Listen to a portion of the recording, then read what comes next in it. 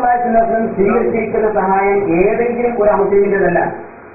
റസൂലുള്ള ജീവിച്ചിരിക്കുന്ന കാലത്ത് ഒരുപാട് അമുസ്ലിങ്ങൾ മരണപ്പെട്ടിട്ടുണ്ട്, യുദ്ധക്കാലങ്ങളിൽ വെട്ടേറ്റ് പോയി മരിച്ചിട്ടുണ്ട്. എന്നിട്ട് അവരുടെ എണ്ണം പേരിൽ അങ്ങനെയുള്ള ആളുകളുടെ പേര് റസൂലുള്ള കഴിഞ്ഞിട്ടില്ല. എന്നാൽ അബൂ ത്വാലിബ് മരണപ്പെട്ട റസൂലുള്ള കഴിയുന്നു.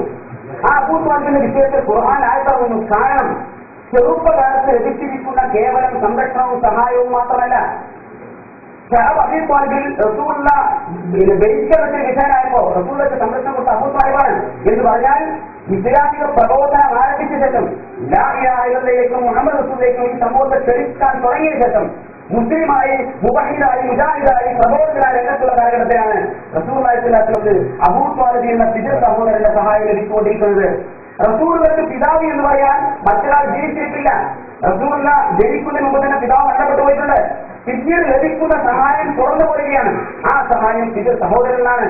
ആ പിതൃ സഹോദരനായ അമുസ്ലിമായ ലാ ഇലാഹ ഇല്ലല്ലാഹുവിനെയും മുഹമ്മദ് റസൂലിനെയും പേരിന് പോലും അംഗീകരിച്ചിട്ടില്ലാത്ത അബൂ ത്വാലിബ് എന്ന കേവലം ഒരു പിതൃ സഹോദരന്റെ സഹായവും സമ്പത്തും സഹകരണവും സംരക്ഷണവും സ്വീകരിച്ച മാതൃക റസൂലിൽ ഉണ്ടെങ്കിൽ ജന്മം നൽകിയിരിക്കുന്ന പിതാവിന്റെ സമ്പത്തും സംരക്ഷണവും സഹായവും സ്വീകരിക്കാമെന്ന് തന്നെയാണ് പ്രമാണങ്ങളോട് നമ്മൾ മനസ്സിലാക്കുന്നത്. അതുകൊണ്ടാണ് അനുമതികൾ എന്ന് പറഞ്ഞത്. ഇവിടെ ഒന്നും ബാത്തിലായിട്ടില്ല, മറുപക്ഷം പറഞ്ഞു മാത്രമേ ബാത്തിലായിട്ടുള്ളൂ. ജന്മം നൽകിയ പിതാവിന്റെ സമ്പത്ത് അനുഭവിക്കുന്നതിനെ കുറിച്ചല്ല ഞാൻ വിമർശിച്ചത്. ജന്മം നൽകിയ പിതാവിനെ കുറിച്ച് ഈ മുജാഹിദ് ഇപ്പോൾ പറയുന്നത് കാഫറാണ്, അയാൾ കൊല്ലം നിർബന്ധമാണ് എന്നാണ്. യാവോദയോ മുഹിയദ്ദീൻ എന്ന് വിളിക്കുന്ന വാപ്പയെ കൊല്ലം നിർബന്ധമാണ് എന്നാണ് മുജാഹിദിന്റെ വാദം. ആ വാപ്പ മുശ്രിക്കാണ് എന്നാണ് വാദം. ജന്മം നൽകിയ പിതാവിന്റെ സ്വത്ത് അനുഭവിക്കാൻ പറ്റൂല എന്നതല്ല തർക്കം. പിന്നെയോ തർക്കം ഏതാണ്? ജന്മം നൽകിയ, തനിക്ക് മുസ്ലിമായി ജന്മം നൽകിയ, തന്റെ മുസ്ലിമായിരുന്ന പിതാവിനെ കുറിച്ച് ഇപ്പൊ മുജാഹിദ് മകൻ പറയുന്നു ഇയാൾ കാഫറാണ്, ഇയാൾ മുശ്രിക്കാണ്, ഇയാൾ കൊല്ല നിർബന്ധമാണ്. അങ്ങനെ പറയുന്ന ഒരു വാപ്പാന്റെ സ്വത്ത് അനുഭവിക്കാൻ ഈ മകന് പറ്റുമോ? ഇതാണ് വിഷയം. അബൂ താലിബിന്റെ കഥ പറഞ്ഞു. കഥ പറയില്ല എന്നല്ലാതെ അതിലൊന്നുമില്ല. അബൂ താലിബിനെ സംബന്ധിച്ചിടത്തോളം മുസ്ലിമായിട്ടുണ്ടോ അബൂ താലിബ്? അബൂ താലിബ് മുസ്ലിമായിട്ടില്ല, ലാ ഇലാഹ ഇല്ലല്ലാഹ് പേരിന് പോലും ചൊല്ലിയിട്ടില്ല എന്നാണ് പറയുന്നത്. ഞങ്ങളുടെ വാദം അതാണ് എന്നല്ല, ഞങ്ങൾ അബൂ താലിബിനെ കുറിച്ചുള്ള നിലപാട് വ്യക്തമാക്കിയിട്ടില്ല. കാരണം അത് ഇവിടുത്തെ ചർച്ചാ വിഷയമല്ലല്ലോ.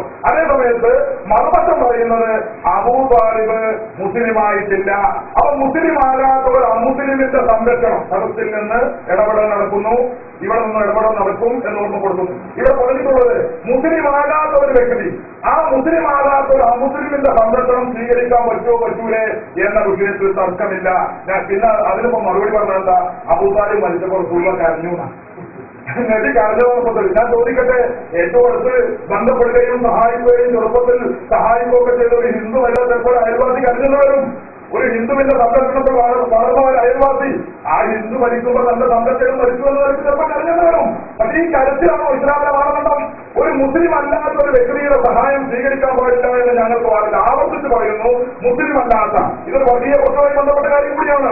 ഇത് റെക്കോർഡ് ചെയ്യപ്പെടുന്നതുകൊണ്ട് ഞാൻ ആവർത്തിച്ച് പറയുന്നു, ഒരു അമുസ്ലിം സഹോദരന്റെ ഏതെങ്കിലും സഹായം സ്വീകരിക്കാൻ പാടില്ല എന്ന് ഇസ്ലാമിലെ വാദമില്ല, ഇസ്ലാമിലെ അംഗമായല്ല.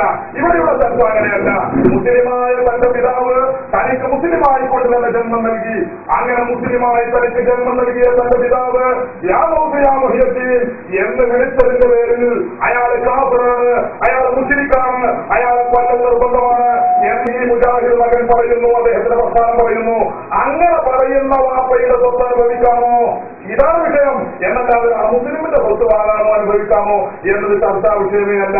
പിന്നെ അബൂ താലിബ് കാഫിറാണെന്ന് ഞങ്ങൾ പറയുന്നതായ തെറ്റിദ്ധരിക്കരുത്. അവരുടെ സുന്നത്തിന്റെ അബൂ താലിബ് കാഫിറാണെന്ന് പറയുന്നില്ല. പക്ഷെ ഈ വിഷയം നമ്മുടെ ചർച്ചാ വിഷയമല്ലാത്തതുകൊണ്ട് ഞങ്ങൾ അതിന് മറുപടി പറയാതിരുന്നതാണ്. മുജാഹിദിന്റെ വാദം സമ്മതിച്ചാൽ തന്നെ ഇയാള് അബൂ താലിബ് ലാ ഇലാഹ ഇല്ലല്ലാഹ് ചൊല്ലിയില്ലെന്ന് പറയുന്നു, മുസ്ലിമായിട്ടില്ലെന്ന് പറഞ്ഞു ആവട്ടെ. അങ്ങനെയാണെങ്കിൽ തന്നെ അദ്ദേഹം മുസ്ലിം ആയതിനു ശേഷമുള്ള സ്വത്ത് അനുഭവിച്ചത്, മുസ്ലിമായി രണ്ടാമത് കാഫിറായ ശേഷം പിന്നെ സ്വത്ത് അനുഭവിച്ചതിനെ കുറിച്ചല്ലോ പറയുന്നത്. ഇവിടെ ഈ വിഷയത്തിൽ എന്തുകൊണ്ട് നിങ്ങൾ സംസാരിക്കുന്നില്ല? വാപ്പ മുസ്ലിം, ആ മുസ്ലിമായ വാപ്പ മുസ്ലിമായിക്കൊണ്ട് മകന് ജന്മം നൽകി, ആ മകൻ പിന്നീട് വാപ്പയെ കുറിച്ച് പറയുന്നു ആ താങ്കൾ കാഫിറാണ്. അവൻ കാഫിറിൽ നിന്നാണ് ഞാൻ ഉണ്ടായിരുന്നത്, ഞാനുണ്ടായിരുന്ന കാഫിറിൽ നിന്നാണ് എന്റെ അർത്ഥം. കാരണം ഈ വാപ്പ ഇയാൾക്ക് ജന്മം നൽകുന്ന സമയത്ത് തന്നെ യാവോസ് വിളിക്കണമാണ്, മൗലൂദ് ചെല്ലണമാണ്. അപ്പൊ ആ വാപ്പ കാഫിറിൽ നിന്നാണ് എനിക്ക് ജന്മം തന്നെ നൽകിയത്. അപ്പൊ ഞാൻ കൊല്ലാനെ വിട്ട് കാലാലയമായിട്ട് ചെല്ലി വരികയാണ്. കാരണം കാഫറായ വാപ്പയിൽ നിന്ന് ഞാൻ ഉണ്ടായത്, കാഫറായ വാപ്പയിൽ നിന്ന് ഞാൻ ഉണ്ടായത് എനിക്ക് ബോധ്യപ്പെടാൻ കുറച്ച് സമയമെടുത്തു. അങ്ങനെ ഞാനത് പഠിച്ചു. അങ്ങനെ പഠിച്ചതിന് ശേഷം ഇപ്പോൾ നിങ്ങൾ കാഫറാണെന്ന് എനിക്ക് ബോധ്യപ്പെട്ടിരിക്കുന്നു. അതുകൊണ്ട് ഞാൻ ആയാലും മുസ്ലിമായിട്ട് ഞാൻ മുസ്ലിം, ഞാൻ കൊല്ലം നിർബന്ധമാണ് എന്ന് വാദിക്കുന്ന അങ്ങനെ വാപ്പാനെ സ്വത്ത് വെക്കാൻ പറ്റുമോ, തിന്നാൻ പറ്റുമോ? ഇതാണ് വിഷയം.